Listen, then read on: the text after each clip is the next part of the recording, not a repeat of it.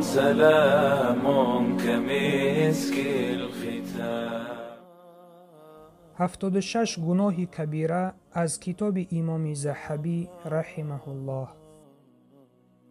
دزدی.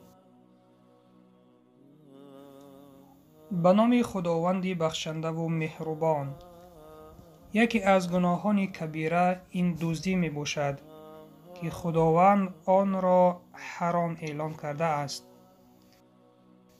الله سبحانه و تعالی می فرماید: دست مرد دزد و زن دزد را به جزای کاری که کرده است ببرید. این عقوبت است از جانب خدا که او پیروزمند و حکیم است. سوره بقره آیت 38. پیامبر اکرم صلی الله علیه و سلم فرمودند: اگر این دزدی را فاطمه دختر محمد صلی الله علیه و سلم کند، دستان آن بریده باد. روایت بخاری و مسلم. دوستان عزیزم، ببینید پیامبر در این حدیث میگویند که اگر حتی دزدی را دختر من فاطمه انجام بدهد، دستان او بریده باد. یعنی فرق نیست که دزدی را کی انجام میدهد، دختر پیامبر یا دختر یگان مسلمان عادی. کسی که انجام ندهد باید جزای خود را گیرد. در حدیث دیگر می فرمایند وقتی مؤمن زنا می کند وی علیه مؤمن نیست، وقتی دزدی می کند مؤمن نیست، اما در توبه همیشه گشاده است. روایت بخاری و مسلم. یعنی در توبه گشاده است، توبه کند، باز بگردد و آن چیزی دزدیده اش را به صاحبش برگرداند. خداوند گناه آن را می بخشد. رسول الله صلی الله علیه و سلم فرمودند: به این 4 بند دقت دهید. به خدا شرک نآورید. کسی را که خدا قتلش را حرام گردانیده است، به غیر حق نکشید، زنا نکنید و دزدی نکنید. روایت احمد. مؤلف چنین می حسابد که توبه دزد به او نفع نمی آورد تا چیزی دزدیده اش را به صاحبش برنگرداند. اگر چیزی دزدیده شده علیه نیست یا امکانی برگردانیدن آن نیست، او باید از صاحبش بخشش پرسیده مبلغ آن را جبران کند.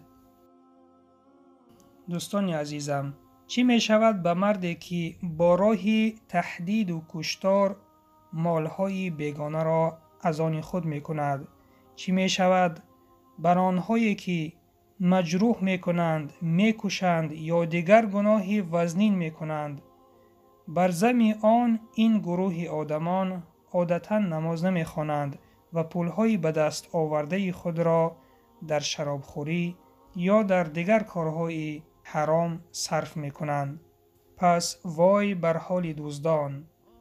این دزدان در این دنیا و آخرت جزای خود را خواهند دید. پس ای برادران و خواهران مسلمانی که به این کار یعنی به دزدی دست می زنید، آیا شما ایمان به روز آخرت ندارید؟ شما می دانید که هر عملی که شما انجام داده اید روز قیامت در پیش همگان آشکار می شود.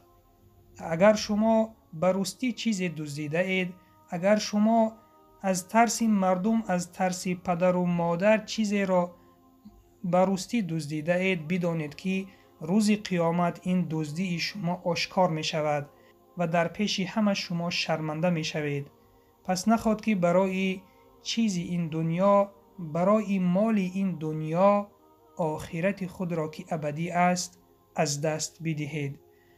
اگر شما را در این دنیا نقپیدن و جزایی ندادن، این معنای آن نیست که شما از جزا نجات یافتید، بلکه جزای وزنین‌تر برای شما در روز قیامت است.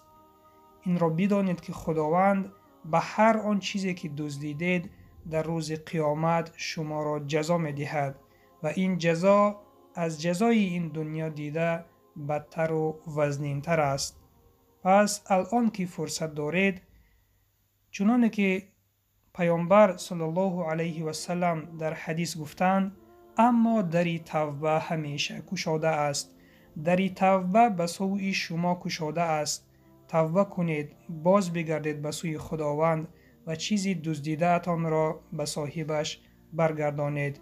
ان شاء الله خداوند گناه شما را می بخشد. و سلام بر آن شخصانی که راه هدایت را پیش گرفتند.